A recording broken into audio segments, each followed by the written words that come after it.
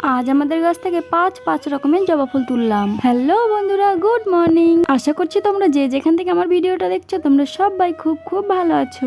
ঘরে আমি video edit করছিলাম, হঠাৎ করে মেয়ে ছাদের উপর থেকে ডাক দিল, মা তাড়াতাড়ি ছাদে এসো। ছাদে আসতে না আসতে আমি তো পুরো অবাক হয়ে গেছি। আজকে কত সুন্দর সবকটা গাছে জবা ফুল ফুটেছে। সাদা জবা ফুল গাছটা তো পুরো একদম ভর্তি হয়ে গেছে। সব ফুল তুললাম না, কয়েকটা তুললাম আর কয়েকটা রেখে দিলাম।